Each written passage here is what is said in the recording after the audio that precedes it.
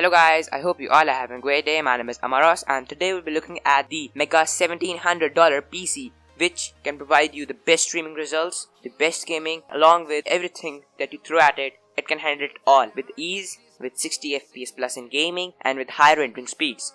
So without wasting any time, let's get started.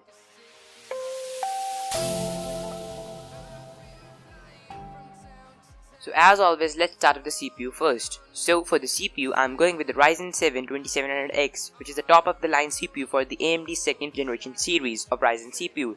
So this CPU can sometimes outperform the i7 8700K, which is about $20 to $30 expensive than this CPU, but still has 6 cores and 12 threads, whereas this CPU has 8 cores, 16 threads, which makes it the perfect PC for streamers as they have a lot of cores to deal with, along with some really high clock speeds which are 3.7 GHz, and it can be overclocked.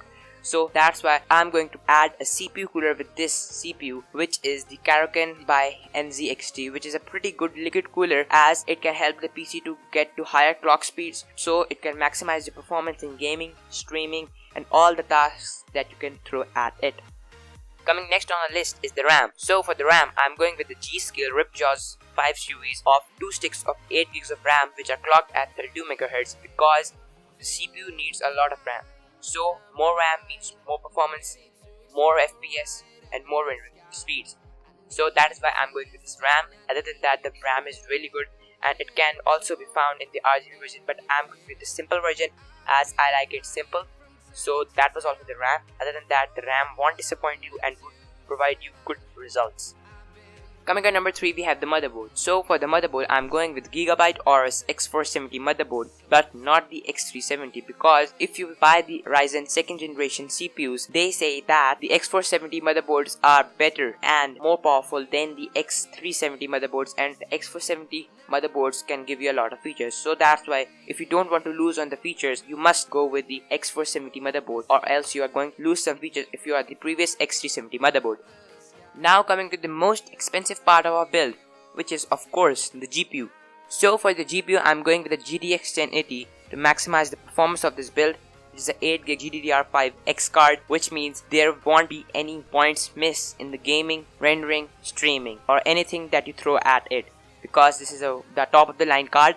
I didn't go with the GTX 1080 Ti because it was a bit expensive, but I found this card for about $630, which is really close to the MSRP. Now coming to the storage. So for the storage, I'm going with a hard drive and an SSD because the SSD is really necessary in this build. So first of all, the hard drive. I'm going with the Seagate Barracuda 3TB hard drive, which is 7200 RPM and it is enclosed in a 3.5-inch case. Other than that, the hard drive is really premium, good, and it's a standard hard drive, and many PC builders use this as their permanent hard drive. And the SSD, I'm going with the Samsung 850 EVO series 250GB SSD, which costed about $100 and is the best price for the SSD, as you can install your most frequently used programs and the Windows, so you can get faster boot time and faster rendering times. So now to power all these parts, I'm going with the EVGA Supernova 650W power supply, which is rated at 80 plus gold, which is a really sweet spot because it won't disappoint you. And secondly, it will provide enough power for all the components and the parts. Other than that, the whole PC only takes about 400 to 450 watts, and which means that this will be future proof and will enable your PC to be upgraded in the future if you get a new second line Ryzen series like the Ryzen 2800X, which I think so is coming the next month.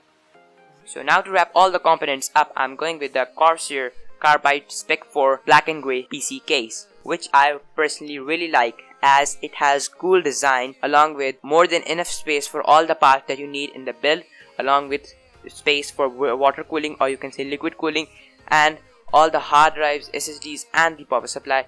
Other than that, the PC comes with about 3 to 2 fans pre-installed, and you can add some more to give the PC a huge success and make it the best PC for streamers right now. So that rounds up today's video. I hope you had a great time watching the video, and if you really liked the video, please be sure to give it a thumbs up. If you loved it, please be sure to subscribe. And that was all for today's video, the mega $1,700 PC. And my name is Amaros, and I will see you in the next one. Bye bye.